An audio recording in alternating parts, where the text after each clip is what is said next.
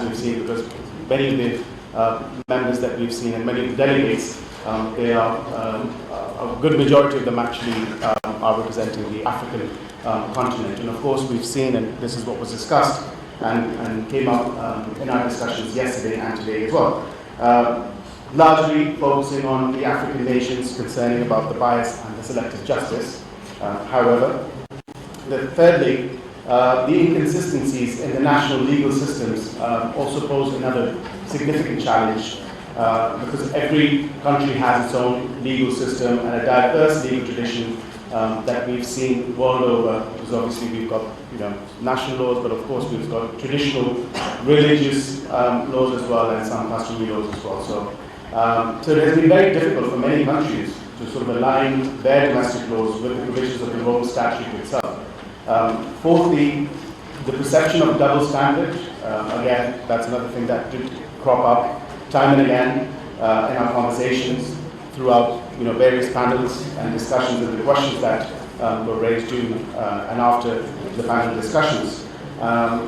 We've seen there's been backlash with regards to the double standards which allegedly in the application of the Rome Statute, particularly in developing countries where there are accusations of politicization, which has seriously undermined the court's credibility and impartiality. And finally, of course, we must acknowledge the trend of straight withdrawals, where there's been a trend where states have actually been withdrawing, as we've seen over the years. Several states that have signed the Rome Statute have chosen to withdraw, citing distrust in the proceedings of the court itself.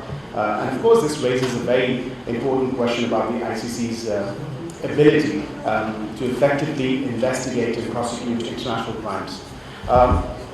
Overall, I will also be speaking about, since the topic sort of encompasses the future of the ICC, I will perhaps, in my individual capacity, and also being the advisor to the Ministry of Law and Justice and being a member of the Parliament, shed some light on, of course, we as a country want to be engaged in the process of seeing how we could perhaps, become a state party to the Rome Statute in the future. But of course, we want to see, because we have many countries that are now the members, of course, and we've seen the state withdrawals that have happened over the years.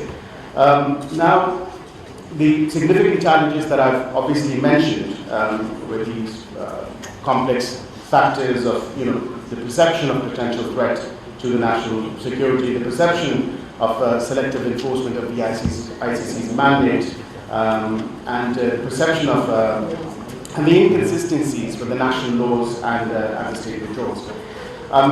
Having said all of this, I still think that we have these opportunities for a truly global system of justice, including enhanced regional cooperation and meaningful dialogue. Because obviously we do have to see it from a regional perspective as well, and not just in a global perspective, because both these perspectives are actually important to us.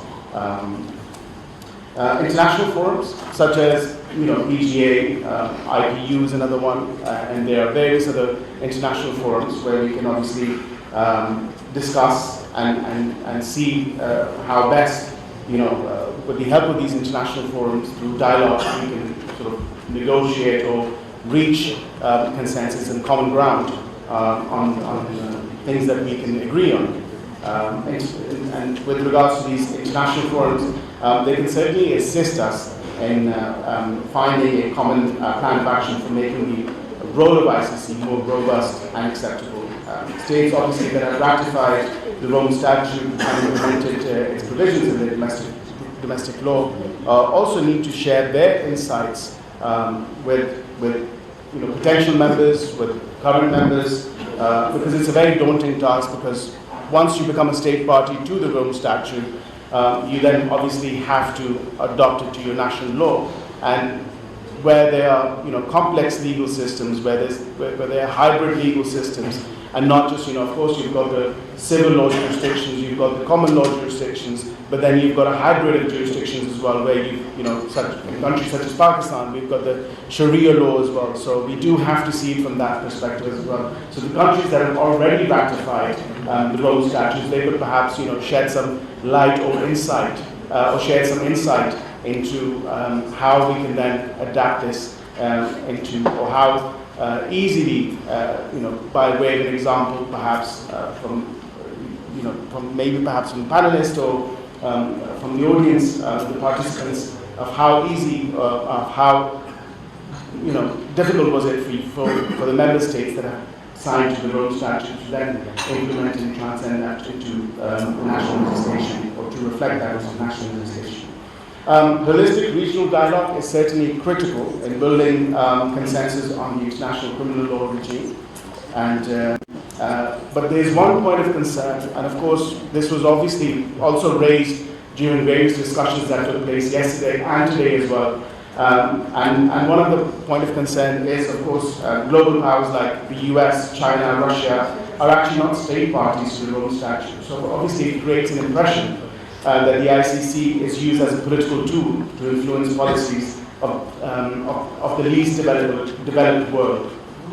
Now, having said that, another point of concern, obviously, is the Rome Statute actually permits the ICC to initiate prosecution against individuals of state upon referral from Human Security, whereas 3 out of the 5 permanent members of the UN Security Council have not yet ratified the Rome Statute. So this is, again, another point of concern, where 3 of the 5 major members of the Security Council, and when the mandate has been given to the Security Council that they can actually refer a case to initiate prosecutions against individuals of the state. So that's again another point of concern. And on this, I have a suggestion as well, and a way forward as a CBM, as a confidence building measure amongst those prospective member states or state parties that perhaps we could. And I'm sure this would be very difficult in any way, but I'm sure amending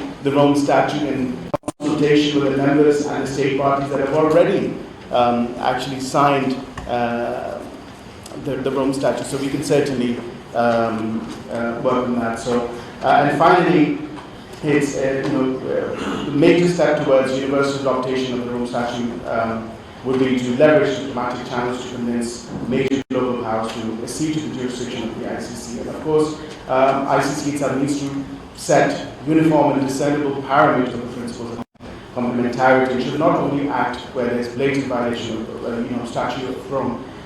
One example would be, as a CBM, to prospective member states or state parties that actually we might be thinking or pondering over joining or ratifying or signing the Rome Statute as well, could be, as a CBM, to perhaps amend and take this power away from the Security Council. So this could also be, this is a discussion. I know it's something that's too big, of course, to start with, but of course, when you talk about selective applicability of the Rome Statute, especially in the regional context. So you do have to see it from that perspective as well, where state parties are actually withdrawn from